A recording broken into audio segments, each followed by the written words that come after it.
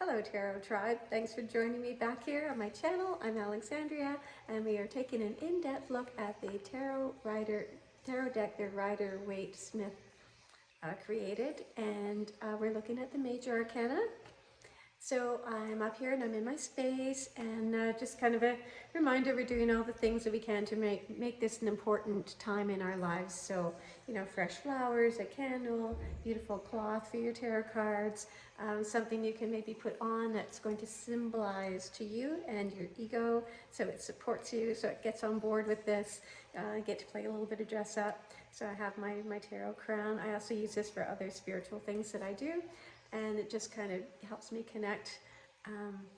In terms of this, it's because there's actually a clear quartz point at the very back, at the base, and the pearls, which represent like wisdom. And so that's what I do. And I'm wearing my Merkaba, and it is a clear quartz as well, which is really powerful. We'll dive into crystals another time. I am a crystal therapist, but right now we're just exploring the tarot. So I have been following this pattern where I come up and I kind of prepare my space, I feng shui it, I smudge it, I connect with it all, I Reiki myself and my space, and then I connect with the cards.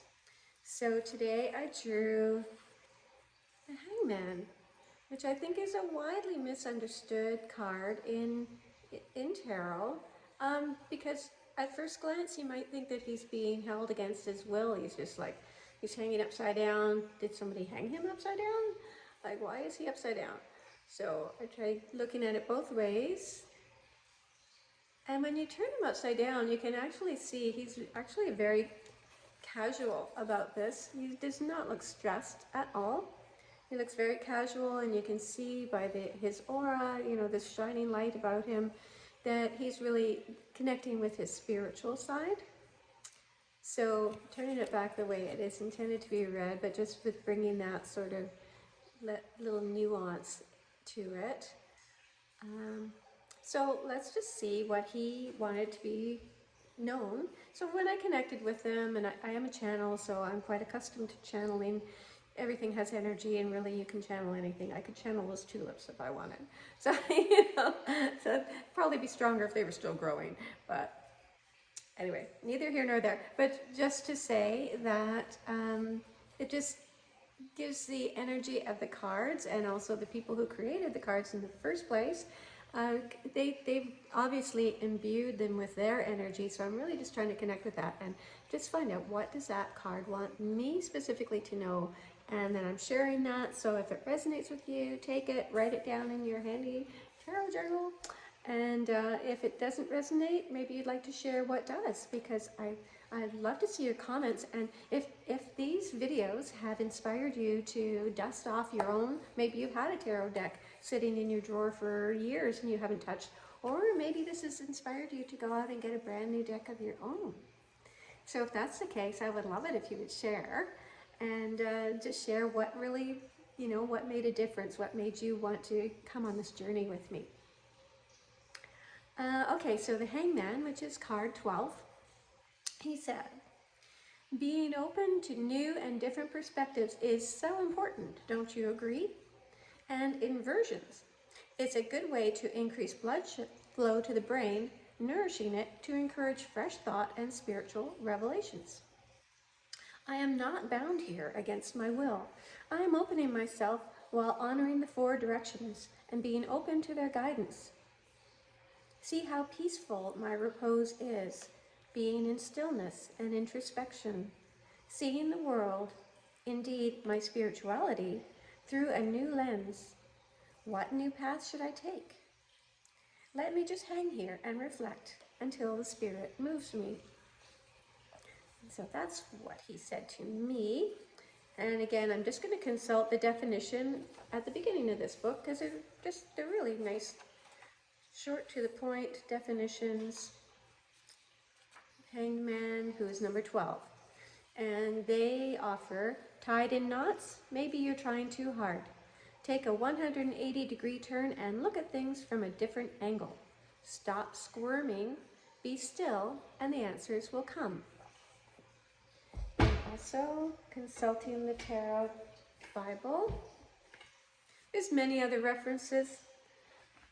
I just happened to have these and decided I wanted to use the same sources so you could get a feel for them. So card 12, Hangman.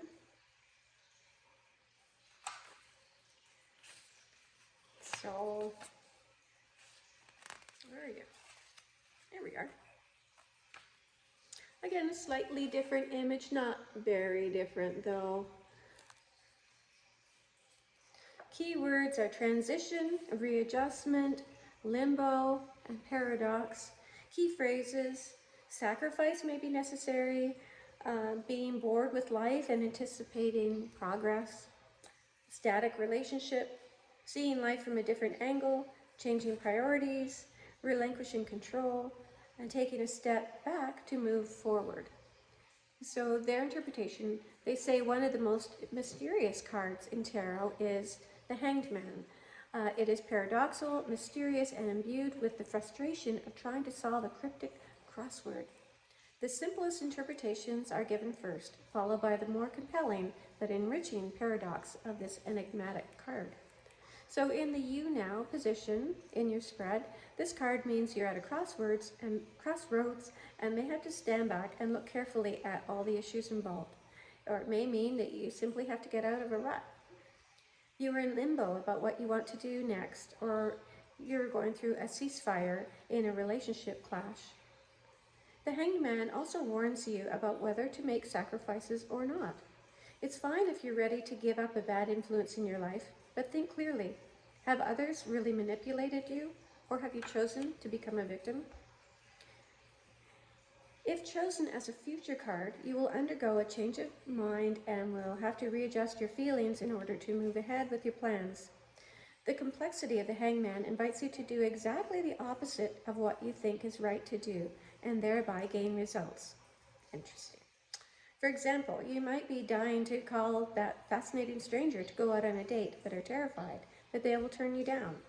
If you draw the Hangman, it's more likely you'll go on that date if you don't make that phone call. The more you want something, the more you have to give up on the wanting, and then it will happen. The paradox is that as soon as you make these contradictory moves, you find what you were actually seeking. Finally, the Hangman says it's time to let go of emotional baggage, and you will soon be released from any pain or emotional hurt because you're opening your mind to living for the moment, not for the past. So make of that what you will. I think a lot of that is the letting go of what you're wanting is because that creates a resistance. And when you're resisting anything, you're resisting everything. It's like so you really just letting go, which that's also a really good kind of letting go card. So whatever that means to you.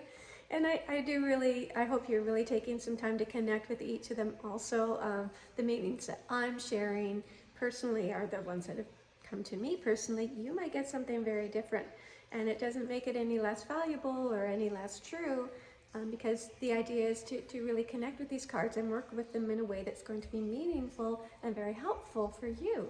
And then if you choose to read for other people, that's always an option if you want to use it for divination. But starting with just like for yourself to help you open up to the who that you really are.